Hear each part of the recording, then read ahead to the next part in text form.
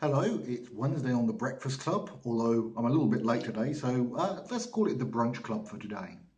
Anyway, the topic of the week is drugs.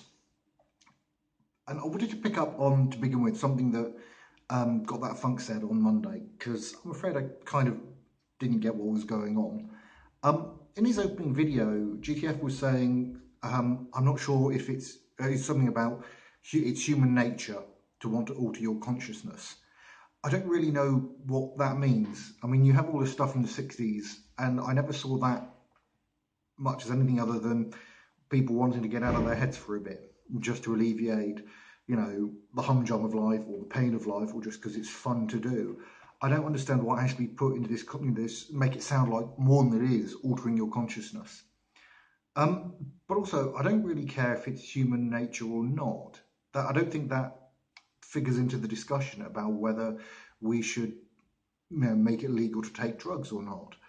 The fact that humans have a tendency or a predisposition to do something might perhaps inform what strategies we use to manage it, but that tendency doesn't in itself provide a justification. We make laws that go against human nature because we are by nature venal, short-sighted, bad thinkers, prone to cognitive bias and social influence. We bear the mark of our evolutionary origins, I think, rather more plainly than sometimes we admit. If you look at drugs in terms of the harms they cause, alcohol comes near the top of the list. I was looking through some of the work that David Nutt did. I'll leave links in the description. And this idea of alcohol is actually a relatively harmful but still socially acceptable drug is one of the arguments that's used for the legalization of other drugs. I just find myself wondering, though, if that harm is, alcohol attracts the harm because it is the drug of choice for a lot of people. It's socially acceptable, it's very easy to get hold of. At least, most countries in the West, you can get it pretty much all the time. And like I said, it's socially acceptable. Two of the biggest soap operas in the UK, Coronation Street and EastEnders, have as a sort of central part of the lives of those community pubs. The Rover's Return for Corrie and the Queen Vic for EastEnders.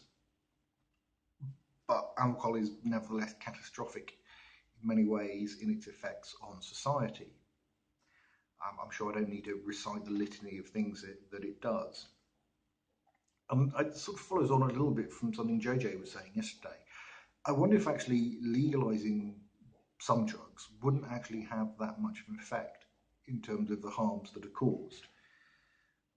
Certainly there are some which do just cause huge amounts of harm, very obviously. If you've got a strong stomach, go and look at the pictures of the effects of a drug called crocodile, which I think is basically low-grade desomorphine.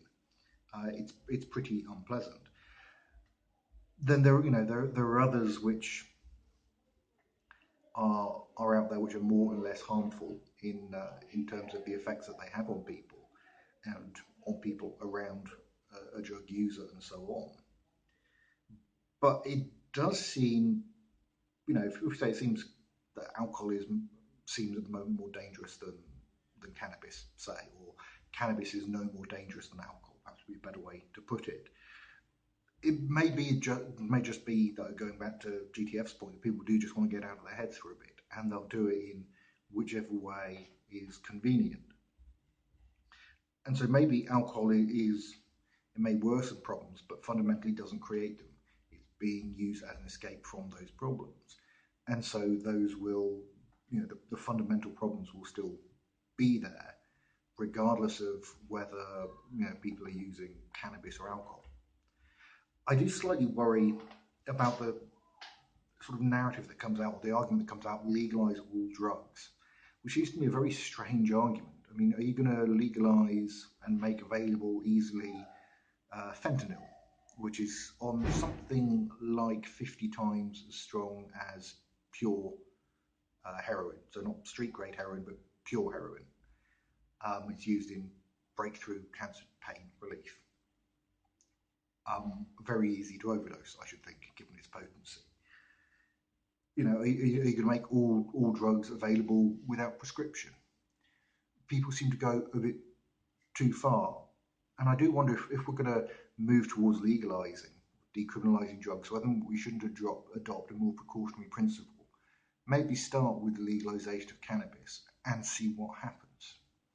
Now, there's been an experience of that in the Netherlands and also with decriminalisation in Portugal, which generally seem to have favourable results in terms of the sort of damage caused by those drugs. But I wonder if it might not be, in terms of the UK, it's a different country, much larger country than either Portugal or the Netherlands, or indeed in the case of the US, to take a slower approach, legalise one thing and see what happens. Ultimately, taking drugs is bad, okay, much as we know alcohol is. Alcohol has achieved a certain, has achieved a widespread social acceptance. It seems increasingly that cannabis has as well. I don't think, maybe I'm just living a very sheltered life, that other drugs have done. Certainly lots of people do take ecstasy and so on fairly regularly, but I don't think it's nearly as common. And they are still, even if managed properly and so on, risky. And it would be better to reduce the number of drugs that people are taking. And if we can do that by legalising cannabis to sort of move people away from others, it may be worth doing. I don't buy the sort of peremptory norm that you should be able to do whatever you want with your body. The problem that comes, the right always comes is so long as it doesn't affect other people. Well, that doesn't get you very far. Does that mean that anybody with children shouldn't be able to drink at all because it makes it more likely they'll get, run over by a car? Your reactions are slower, you take more risks. I think you have to take a broader view about the broad effects of something on society more generally. Anyway, it's been a bit of a ramble about drugs, not my area of expertise. But anyway, I'm Landon, and Kate, you're up next.